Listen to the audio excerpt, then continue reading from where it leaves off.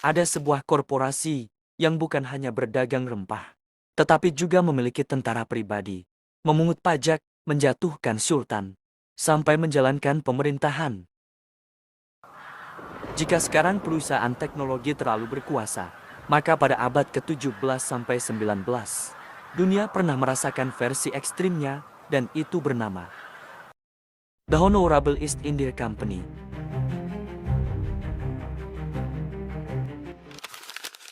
Awalnya, didirikan sebagai perusahaan dagang monopoli untuk bersaing dengan kongsi dagang Belanda VOC dengan tujuan utama berdagang di Asia Timur dan Tenggara serta India.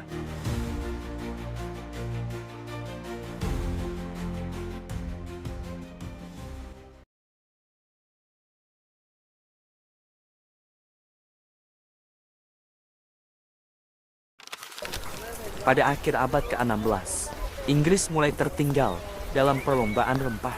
Walaupun Ratu Elizabeth menerbitkan piagam kerajaan Royal Charter pada tahun 1600 yang secara resmi mendirikan The Governor and the Company of Merchants of London Trading into the East Indies.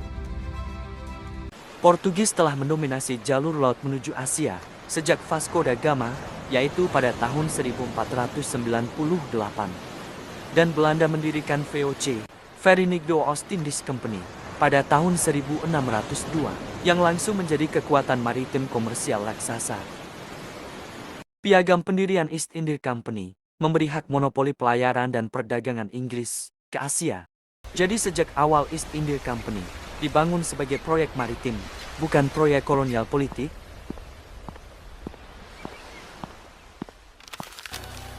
Inggris sadar bahwa mereka harus memperkuat ekspedisi lautnya demi membuka rute perdagangan langsung ke Asia. Memotong ketergantungan para pedagang Portugis, memperluas jaringan ekonomi lautan, hingga untuk menyaingi dominasi VOC dan kekuatan maritim Eropa lain.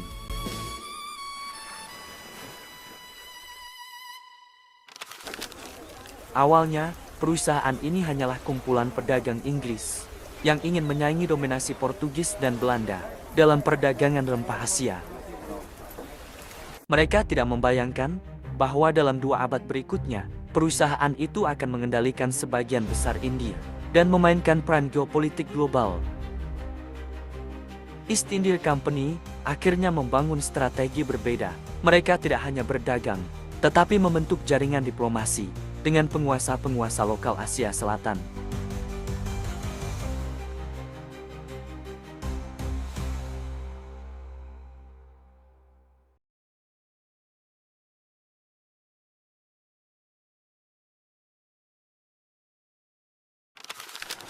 Ekspedisi pertama East India Company pada tahun 1601 dipimpin oleh James Lancaster.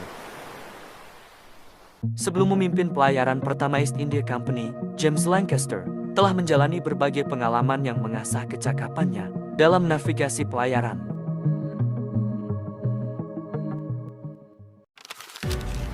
James Lancaster juga dikenal karena perhatian seriusnya terhadap kesehatan awak kapal. Dalam pelayaran-pelayaran awalnya, ia menyadari bahwa scurvy merupakan pembunuh terbesar para pelaut, yang kemudian ia bereksperimen dengan lemon sebagai pencegah scurvy.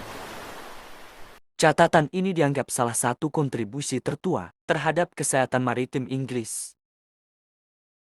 Dengan pengalaman luas ini, James Lancaster dianggap salah satu pelaut paling kompeten saat East India Company mulai dibentuk tahun 1600.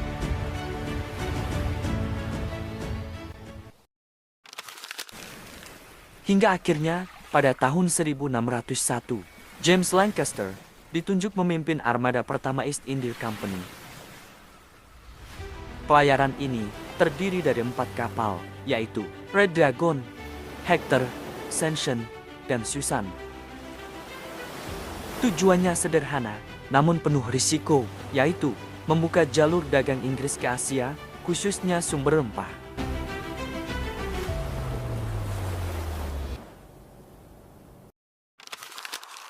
James Lancaster menerapkan sistem disiplin ketat seperti jadwal perawatan kapal, kebersihan, rotasi tugas, dan pemberian jus lemon untuk kesehatan awak. Hasilnya, pelayaran East India Company jauh lebih sehat dibanding ekspedisi Inggris sebelumnya.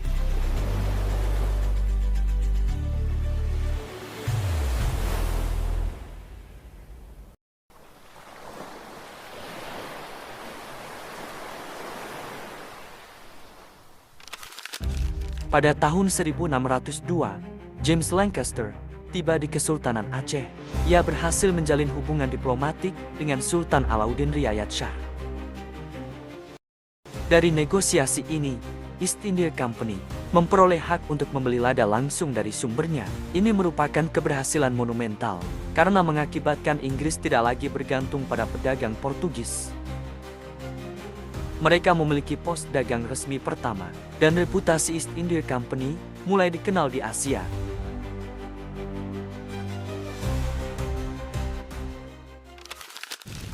Aceh memberikan izin bagi Inggris untuk membeli lada. Tetapi, persediaan lokal saat itu terbatas, karena perdagangan lada di wilayah utara Sumatera sedang dikuasai pedagang Aceh sendiri, dan banyak lada justru masih berada di pelabuhan-pelabuhan selatan. Setelah diplomasi selesai, James Lancaster mengetahui bahwa stok lada yang dibutuhkan tidak cukup di Aceh, dan ia harus mencari pusat pasokan yang lebih besar. Karena itu, James Lancaster meninggalkan Aceh dan bergerak ke pantai barat Sumatera untuk mendapatkan muatan rempah yang memadai sebelum kembali ke Inggris.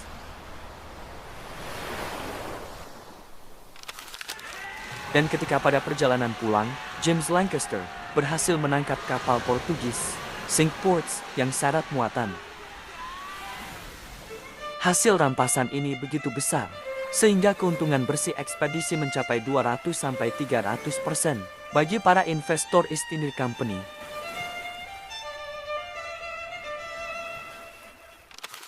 Ekspedisi James Lancaster akhirnya membuktikan kepada Inggris bahwa perdagangan Asia sangat menguntungkan dan layak dikejar. Ekspedisi pertama East India Company di bawah James Lancaster meninggalkan beberapa dampak besar seperti pembentukan jaringan dagang Inggris di Asia, ilmu navigasi dan kesehatan laut, penguatan posisi Inggris dalam perdagangan rempah, serta warisan diplomatik.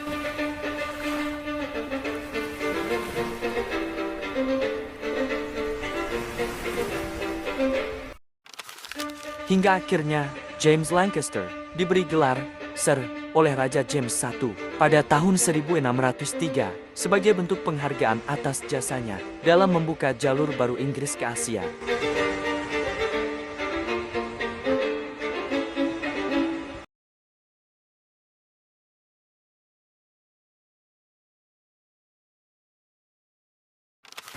Pada tahun 1608, kapal Hector yang memuat Kapten William Hawkins mendarat di Pelabuhan Surat, sebuah kota pesisir penting di bawah kekuasaan Kekaisaran Mughal.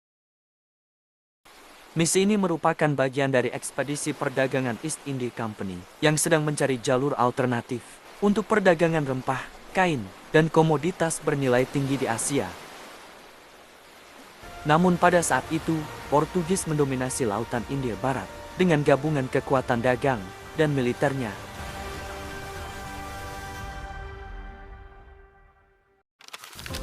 William Hawkins bukan sekadar kapten, ia membawa surat resmi dari Raja James I yang ditujukan kepada Kaisar Mughal, Jahangir. Misinya jelas, mendapatkan izin resmi untuk berdagang, membuka pusat dagang, factory, dan menantang dominasi Portugis di wilayah tersebut.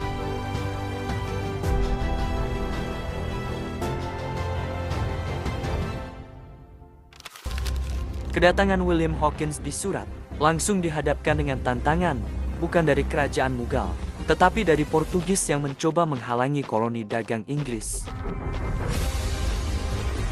Portugis memengaruhi pejabat lokal untuk menolak kapal Inggris, sehingga William Hawkins harus menunggu cukup lama sebelum mendapatkan izin untuk melanjutkan misinya.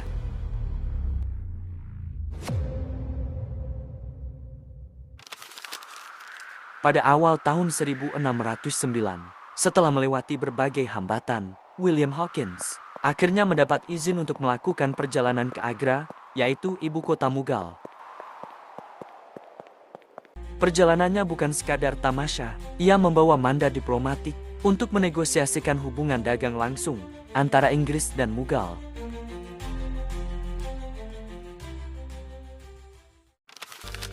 Catatan William Hawkins dan arsip Mughal menunjukkan bahwa Kaisar Jahangir sangat terkesan dengan William Hawkins. Terutama karena William Hawkins fasih berbahasa Turki, sebuah bahasa prestis di istana yang digunakan sejak era Timuriyah. Kemampuan ini membuat William Hawkins dihormati.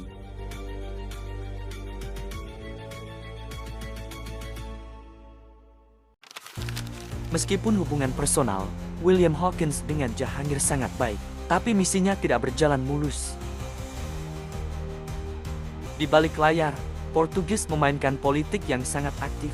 Mereka menawarkan hadiah, tekanan, dan hubungan historis dengan Mughal untuk mencegah masuknya Inggris sebagai pesaing baru.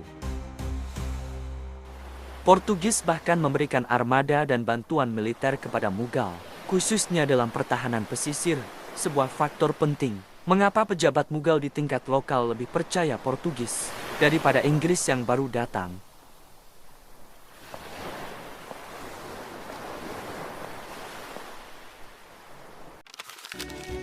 William Hawkins akhirnya tidak berhasil mendapatkan izin resmi untuk membangun factory di Surat, India.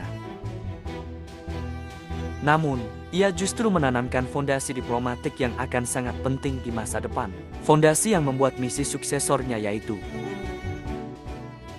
Sir Thomas Roe menjadi sukses besar.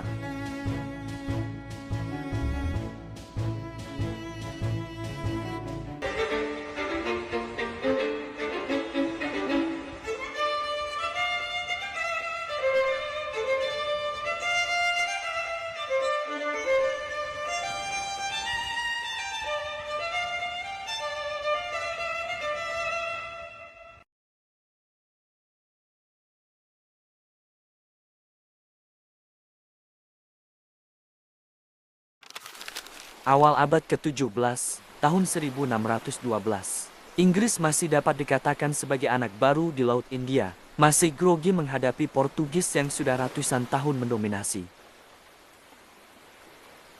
Tetapi di sebuah teluk kecil, dekat Surat, Gujarat, yang oleh Inggris disebut Swali, sekarang Suvali, terjadi pertempuran penting yang mengubah sejarah India dan membuka jalan bagi East India Company.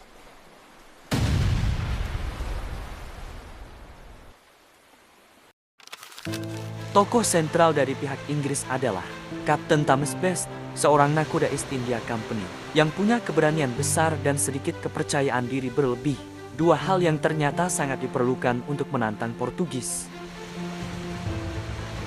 Pada tahun 1612, Kapten Thomas Best memimpin armada East India Company dengan dua kapal, yaitu Red Dragon dan Hosiander.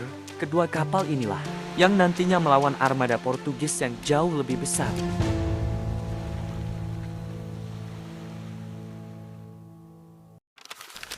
Best datang ke Surat, awalnya untuk urusan dagang, bukan perang. Tapi, ketika Portugis memaksa Inggris untuk tunduk pada hak monopoli mereka di Laut India, Kapten Thomas Best menjawab dengan meriam, bukan diplomasi.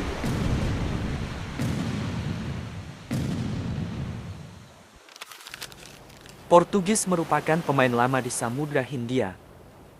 Sejak tahun 1500-an, mereka menguasai Goa, Malaka, dan jalur-jalur perdagangan utama. Portugis menurunkan armada yang jauh lebih besar daripada Inggris, baik dari segi jumlah kapal, artileri, maupun pengalaman.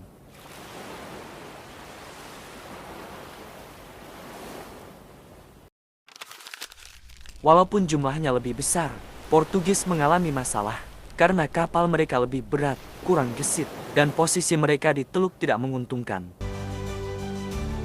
Kapten Thomas Best memanfaatkan kedua kapal kecilnya untuk bermanuver cepat dan menembak dari jarak ideal.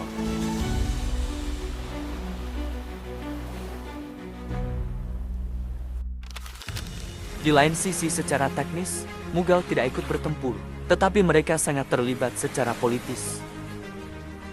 Saat itu, Surat adalah pelabuhan penting Kekaisaran Mughal dan Kaisar Jahangir. sedang mempertimbangkan siapa yang layak dipercaya untuk menjadi mitra dagang, Portugis yang sok dominan atau Inggris yang baru datang.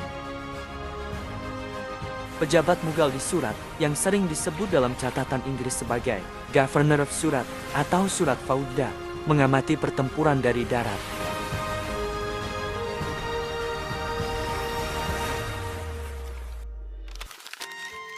Dan ketika Inggris menang, Mughal dapat menyimpulkan, kalau Inggris bisa mengalahkan Portugis, berarti mereka bisa diandalkan.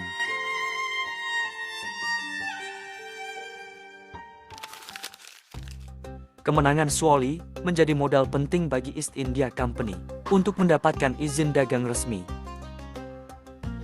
Lalu Kekaisaran Mughal beberapa tahun kemudian menyambut kedatangan Sir Thomas Roe secara lebih terhormat. Kemenangan Inggris membuat para pedagang Gujarat menaruh harapan pada Inggris sebagai kekuatan penyeimbang.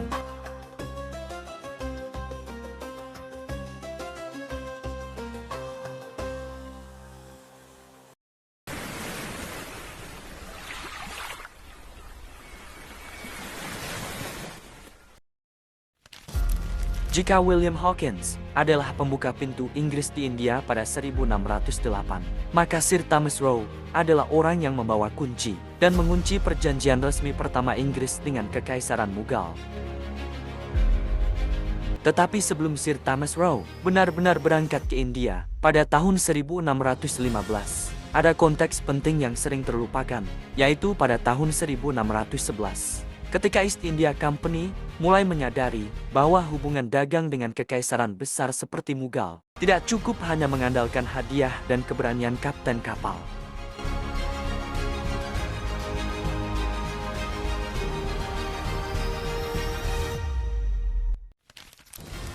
Sir Thomas Roe merupakan seorang bangsawan Inggris yang berpendidikan baik, dekat dengan lingkungan istana, dan sudah berpengalaman dalam ekspedisi-ekspedisi ilmiah, serta misi diplomatik. Sebelum dikirim ke India, Sir Thomas Roe pernah menjadi duta Inggris untuk Turki Utsmani, pernah melakukan ekspedisi ke Brasil, dan dikenal memiliki kemampuan negosiasi tingkat tinggi.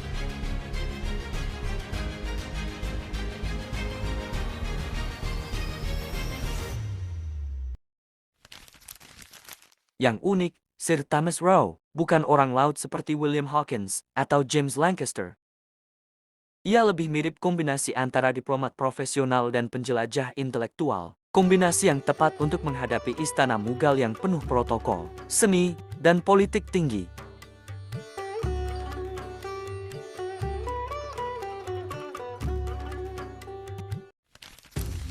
Pada tahun 1615, Sir Thomas Roe resmi berangkat ke India setelah perdebatan panjang di dalam East India Company dan persetujuan dari Raja James I. Sir Thomas Roe akhirnya ditunjuk sebagai Ambassador Extraordinary from the King of England to the Great Mughal. Sir Thomas Roe berangkat dengan membawa surat resmi dari Raja James I untuk Kaisar Jahangir, instruksi diplomatik yang ketat, dan mandat untuk membuka jalur dagang permanen, serta mengamankan perlindungan hukum bagi pedagang Inggris. Tahun 1619, Sir Thomas Roe dipanggil ke Istana Jahangir.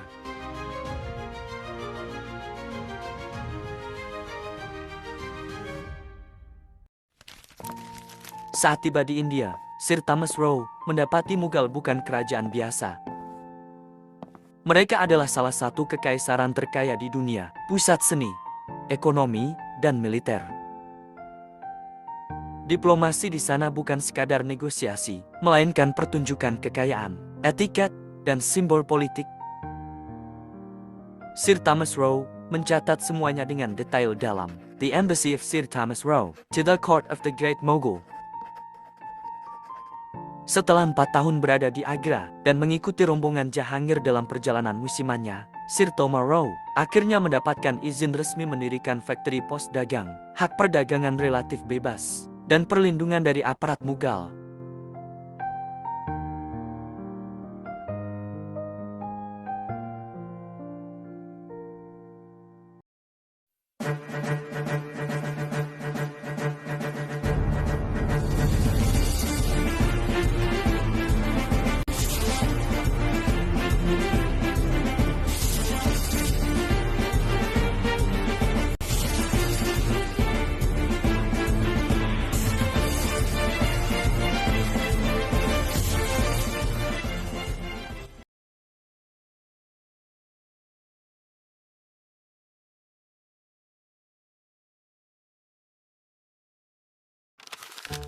setelah suksesnya misi besar yang dilakukan oleh Sir Thomas Roe.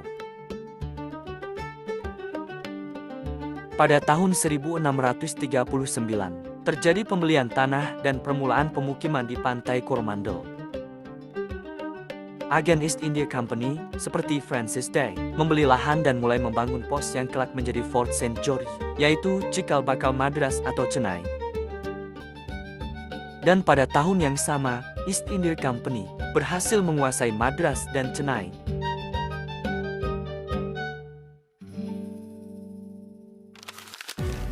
Pada tahun 1661 sampai tahun 1668,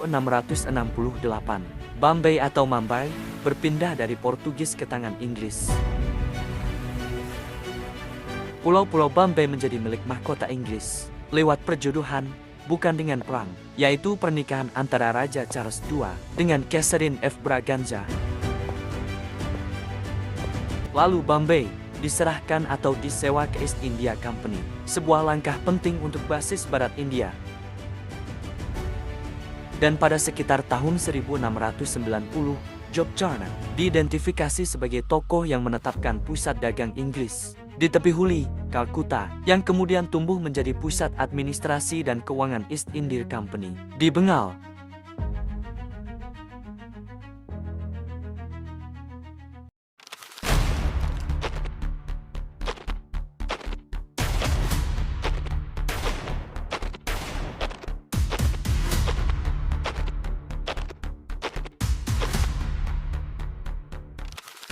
Robert Clive, ia tiba di India tahun 1743 sebagai pegawai magang akuntansi di East India Company.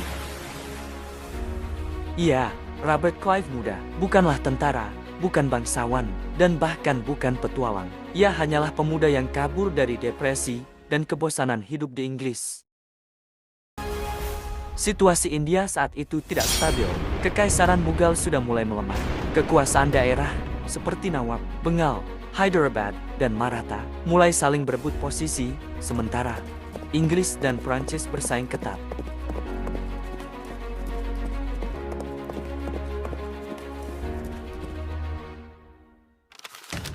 Hidupnya di Madras pada awalnya tampak biasa, tetapi situasi India pertengahan abad ke-18 yang penuh ketegangan geopolitik justru membuka jalan bagi transformasi radikal dalam karir Robert Clive.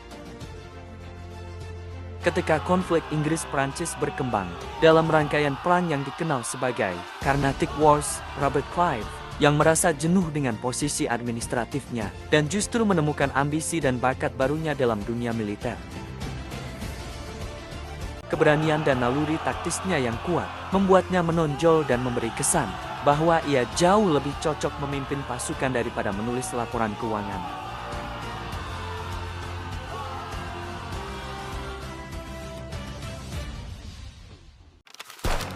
Momentum besar pertama Robert Clive terjadi pada penyerbuan dan pertahanan benteng Arcot pada tahun 1751. Dalam kondisi pasukan terbatas dan persenjataan sederhana, Robert Clive memimpin serangan berani yang justru membalikkan keadaan dan menjadikan namanya dikenal luas baik oleh pihak Inggris maupun musuh-musuhnya di India Selatan. Arcot menjadi simbol bahwa East India Company, yang pada mulanya hanyalah perusahaan dagang, bisa menunjukkan kekuatan militer yang serius. Reputasi Robert Clive sebagai pemimpin muda yang penuh strategi, berani, dan tak mudah gentar menjadikannya kandidat ideal ketika konflik politik dan ekonomi di Bengal meledak pada tahun 1756. Terutama setelah serangan Sirajud-Daulah terhadap Fort William dan peristiwa yang kemudian dikenal sebagai Black Hole of Calcutta.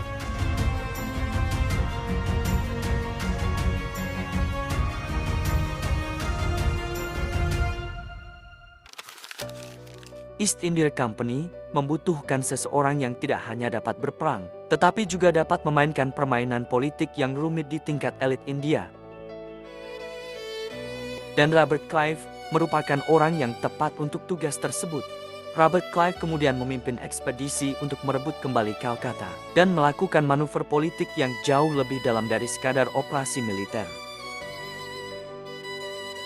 Pertempuran Plessy pada tahun 1757 sering dipahami sebagai kemenangan militer Inggris, padahal sebenarnya lebih merupakan kemenangan diplomasi tersembunyi.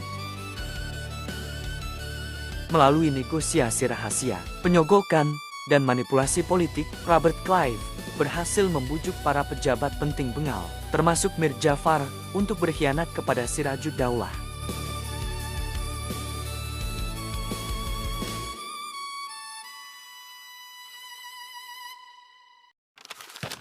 Hasilnya adalah perang yang berlangsung sangat singkat, tetapi memiliki dampak yang luar biasa besar. Perang Plessy mengubah East India Company dari sekadar pedagang menjadi penguasa politik, membuka kontrol awal Inggris atas wilayah Bengal, dan memulai fase kolonialisme korporat yang tidak tertandingi dalam sejarah dunia. Banyak sejarawan, termasuk P.J. Marshall dan William Dalrymple, menilai bahwa Perang Plessy adalah titik balik paling signifikan dalam transformasi East India Company di India.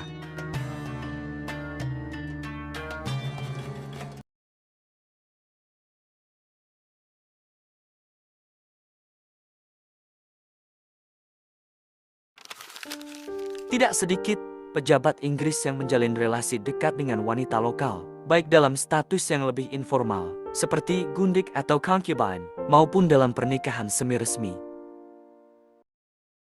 Hubungan ini bukan hanya persoalan cinta pribadi, tetapi juga politik budaya, identitas, dan kesetiaan.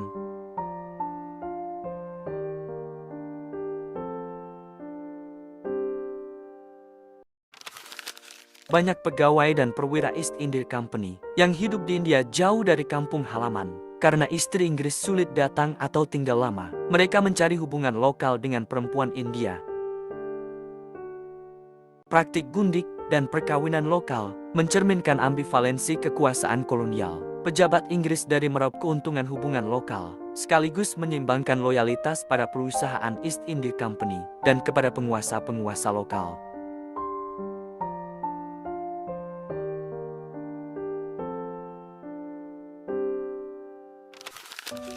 James Achilles Kirkpatrick merupakan perwira East India Company dan menjabat sebagai British Resident di Istana Nizam Hyderabad sekitar tahun 1797 sampai tahun 1805. James Achilles Kirkpatrick bukan orang asing dengan budaya lokal. Menurut catatan, James Achilles Kirkpatrick menguasai bahasa lokal. Ia juga menulis puisi dalam Urdu, mengenakan pakaian Mughal, dan mengadopsi banyak adat istiadat Muslim atau lokal lainnya.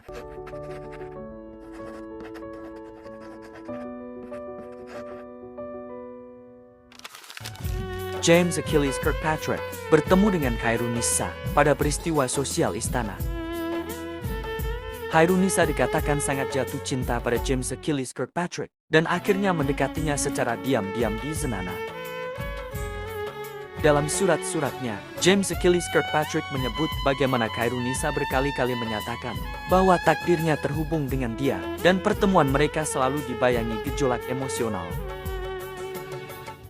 Akan tetapi, hubungan ini tidak langsung diterima. Ada tekanan dari atasannya di East India Company, dan kekhawatiran politik di Hyderabad.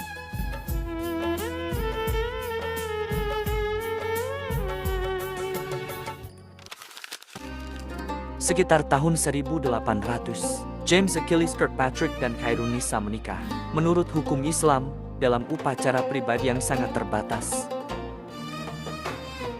James Achilles Kirkpatrick bahkan dikabarkan mualaf agar pernikahan bisa berjalan dan agar lebih diterima dalam budaya lokal. Dan James Achilles Kirkpatrick mendapat julukan Mughal Putih.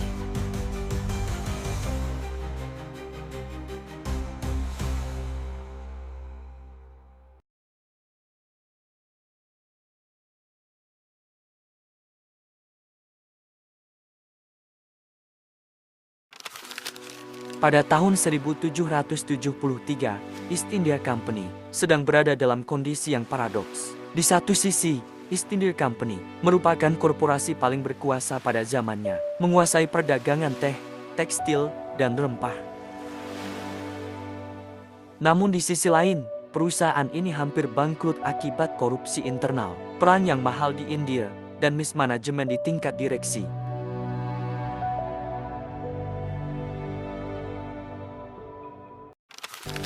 Situasi genting ini mendorong pemerintah Inggris turun tangan. Intervensi itu diwujudkan dalam TIAC pada tahun 1773, sebuah undang-undang yang secara praktis menyelamatkan East India Company dengan memberi mereka hak monopoli penjualan teh langsung ke koloni Amerika tanpa melalui pedagang perantara.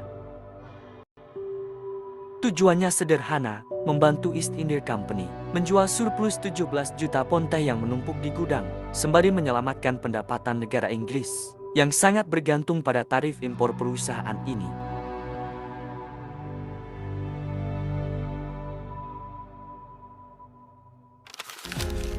Namun, bagi koloni Amerika, TIAC bukanlah sekadar kebijakan perdagangan. Undang-undang itu dipandang sebagai langkah licik kerajaan Inggris untuk memaksakan pajak tanpa perwakilan, taxation without representation. Para kolonialis menilai bahwa dengan memberikan monopoli kepada East India Company, pemerintah menyingkirkan pedagang lokal dan menormalisasi kontrol perdagangan yang dianggap menindas. Teh East India Company yang seharusnya lebih murah karena pemotongan tarif, justru dipersepsikan sebagai simbol penindasan politik yang dibungkus harga murah. Dengan demikian, teh bukan lagi sekadar komoditas, tetapi menjadi simbol konflik ideologis antara koloni dan kerajaan.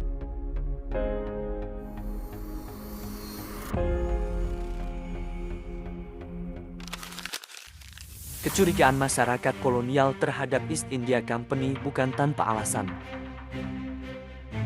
Perusahaan ini terkenal sebagai entitas bisnis yang menggabungkan kekayaan, kekerasan, dan kekuasaan negara, terutama setelah keberhasilan militernya di India pasca pertempuran Plessy tahun 1757. Para pemimpin kolonial Amerika mengikuti berita mengenai kebangkrutan perusahaan tersebut, serta bagaimana pemerintah Inggris harus menyelamatkannya demi mempertahankan stabilitas ekonomi imperial.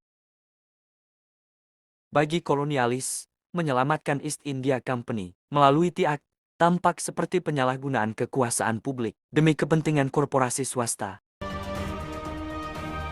Maka, menolak teh East India Company berarti menolak gabungan kekuasaan negara dan perusahaan raksasa yang mereka anggap berbahaya.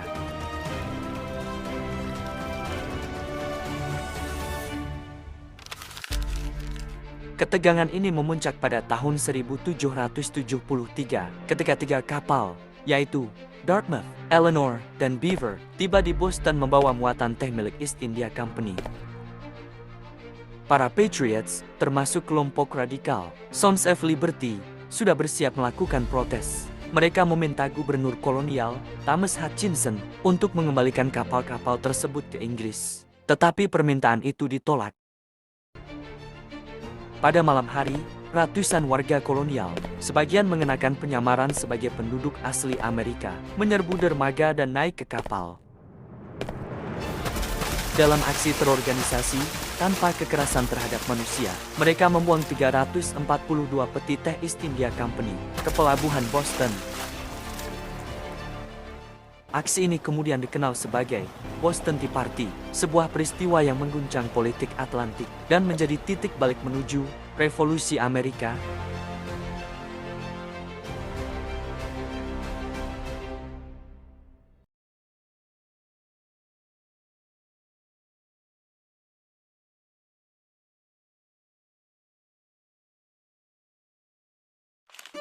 Pada tahun 1839, dunia menyaksikan sebuah keanehan historis.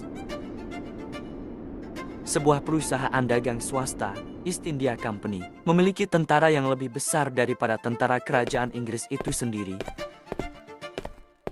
Di masa ketika kerajaan-kerajaan Eropa berperang atas nama negara, East India Company berperang atas nama pemegang saham.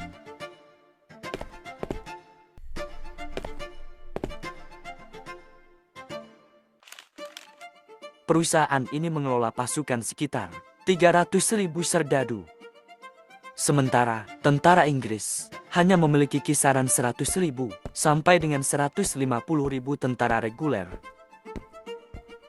Sejarawan William Dalrymple menyebutnya sebagai korporasi bersenjata terbesar dalam sejarah manusia, sebuah entitas ganjil yang memadukan rapat direksi, gudang teh, dan divisi kavaleri di bawah satu bendera.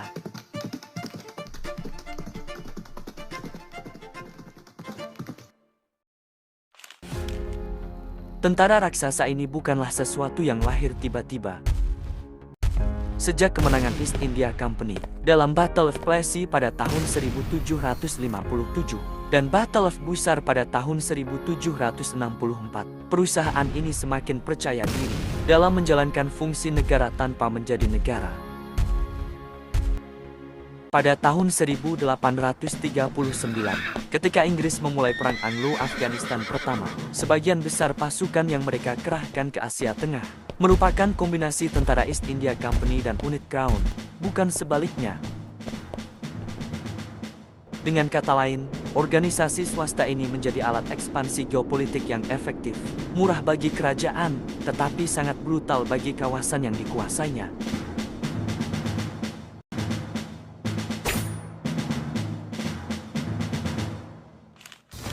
Kekuatan militer East India Company terdiri dari 3 presidensi besar, Bengal Army, Madras Army, dan Bombay Army.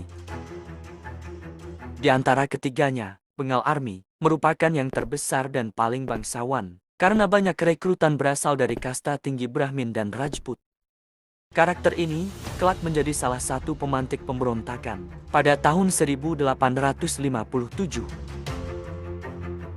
Dan pada tahun 1839, Bengal Army berdiri sebagai pasukan korporasi dengan struktur komando yang hampir setara dengan militer nasional manapun, memiliki unit infanteri reguler, kavaleri, pasukan artileri, intelijen, hingga insinyur militer.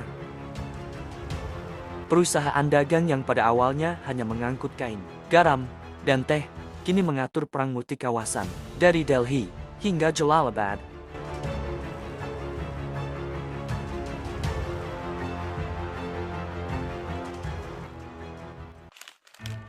Tetapi kekuatan yang terlalu besar sering membawa rasa percaya diri berlebihan. Dalam dekade tahun 1840 sampai dengan 1450, East India Company terlibat dalam serangkaian kampanye militer, termasuk perang Sikh dan ekspedisi di Afghanistan yang menguras keuangan dan memperlemah struktur disiplin internal pasukan. Di saat yang sama, kebijakan administrasi perusahaan menjadi semakin keras. Sistem tanah zamindari yang menindas, pajak yang tinggi, dan campur tangan yang berlebihan dalam urusan sosial religius masyarakat. Ketegangan ini terutama dirasakan para sepul, tentara India yang melayani dalam struktur East India Company. Mereka terhimpit antara tuntutan militer East India Company dan identitas keagamaan, serta kultur mereka sendiri.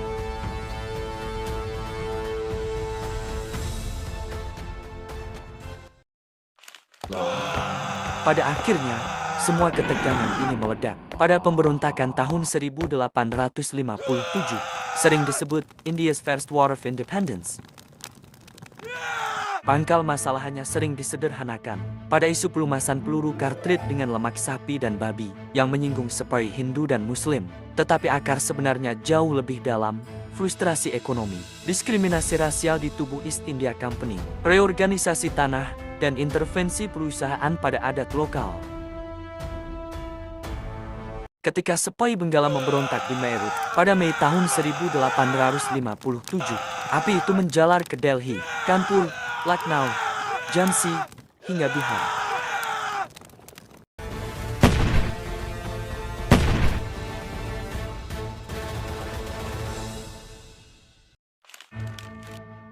Di Delhi, para pemberontak mengangkat kembali sosok tua yang hampir terlupakan, yaitu Bahadur Shah II, Zafar, Kaisar Mughal terakhir.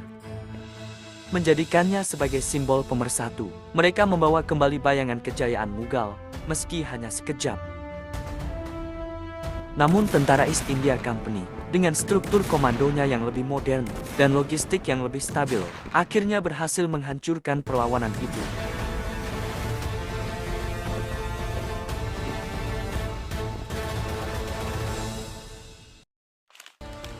Tahun 1858, setelah pertempuran mulai dari Delhi hingga Padang di Lucknow, Bahadur Shah II diasingkan ke Rangun hingga wafat pada ke-1862. Dengan ini, berakhirlah dinasti Mughal, dan berakhir pula salah satu bab terpenting dalam sejarah Asia Selatan.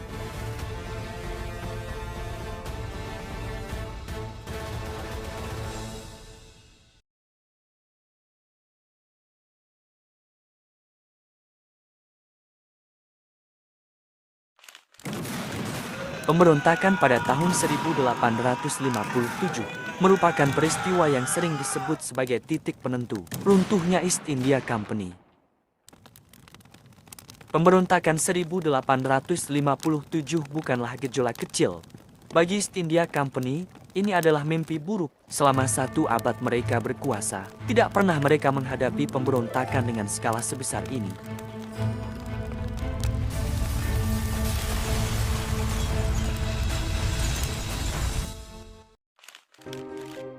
Respons Inggris pun brutal. Setelah berbulan-bulan pertempuran, Delhi direbut kembali, Lucknow ditundukkan, dan pemberontakan perlahan dipadamkan. Namun di balik kemenangan itu, pemerintah Inggris menyadari hal yang tidak bisa dibantah lagi. East India Company telah gagal total sebagai penguasa sebuah imperium. Tidak hanya gagal menjaga stabilitas, tetapi juga gagal memahami masyarakat yang mereka kuasai. Pemerintah Inggris khawatir bahwa membiarkan East India Company terus berkuasa hanya akan menimbulkan gejolak baru.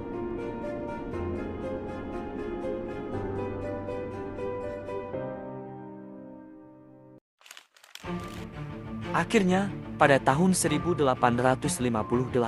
Parlemen Inggris mengesahkan Government of India Act yang secara resmi mencabut semua kekuasaan administratif dari East India Company. India kemudian diperintah langsung oleh mahkota Inggris, dan jabatan gubernur jenderal diganti dengan posisi baru, bernama Viceroy, yang bertugas mewakili kerajaan. East India Company sendiri tidak langsung hilang begitu saja. Secara legal masih ada sebagai badan usaha, sampai tahun 1874. Ketika East India State Dividend Redemption Act disahkan, dan perusahaan dinyatakan resmi dibubarkan.